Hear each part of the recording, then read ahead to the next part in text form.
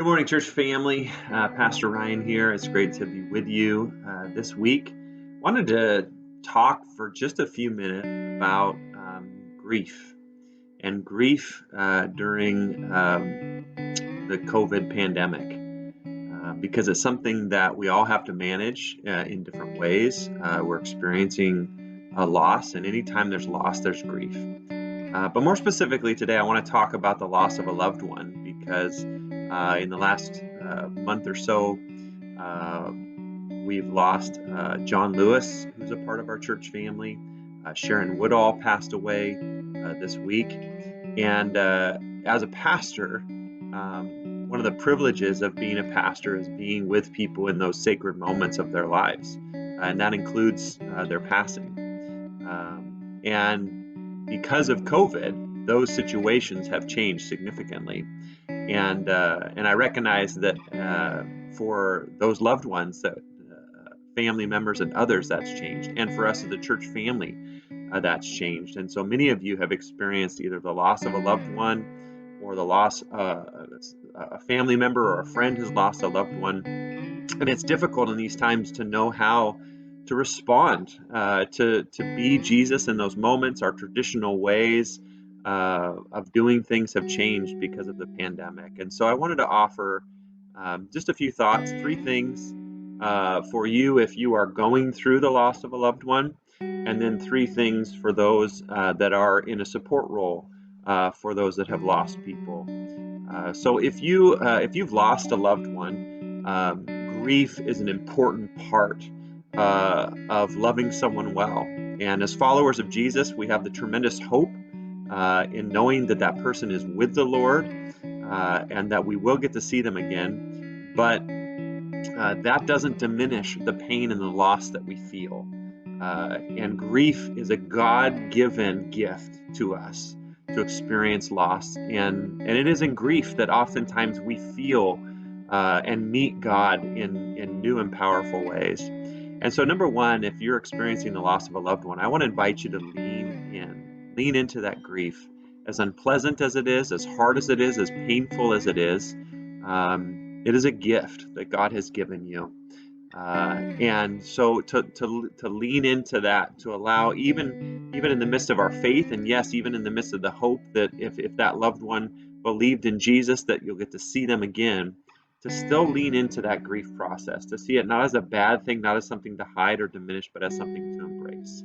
The second is to mark the movements. C.S. Lewis talks about grief as waves, tidal waves, and there are waves that come consistently. There are sneaker waves. Sometimes the force of that grief hits you at times that you're not even aware of it in strange ways. And again, the temptation is to kind of miss those or not experience those, but I want you to mark the movements. Again, before the pandemic, we had periods of grieving, we had memorial services, we had these things that happened at a certain pace that actually helped with the grief process. And right now, those things are being delayed or they're being changed. Graveside services are limited to the amount of people. And it's just different. And so, and yet you're going through this right now. And so I want to invite you to mark those movements in whatever way you can. Thirdly, I want to invite you to find God in the grief.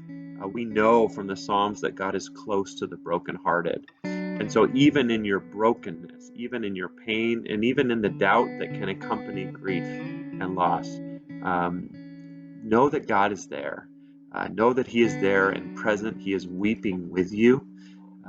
And He is walking through this process with you. Even though Jesus, I think, knew what the Father was going to do when He raised His friend Lazarus from the dead, Jesus wept. He wept because grief is a gift.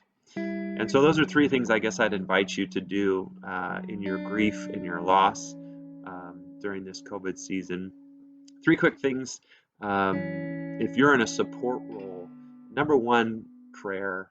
This season that we're in, we cannot underestimate the value of prayer. Prayer is so powerful. And so when it feels in a support role like you can't do anything, turn to prayer. When it feels like you want to do something, turn to prayer. It is in prayer that we can carry people into the presence of Jesus in their hurt and in their grief, and God's Spirit can work in ways that we may never fully understand or realize. Secondly, if you're in a support role, put the needs of the griever first. It's easy sometimes to want to help and to kind of project our own need to do something onto other people, and we stop listening to what they're saying they need, and we do something that either is actually a burden to them or causes hurt to them. So before you say something or before you do something, think about the needs of the griever first. If they want to maintain social distancing, please respect that. If they want to delay a memorial service, please respect that. If Put the needs of the griever first before your own needs to help or to serve.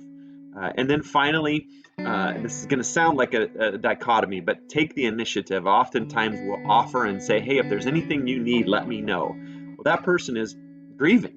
And in our grief process, so much emotions, it's really hard to order thoughts. It's really hard to think about resources. It's really hard to figure out, well, I need you to do this and I need you to do that. And so take the initiative after you listen to what that person needs, and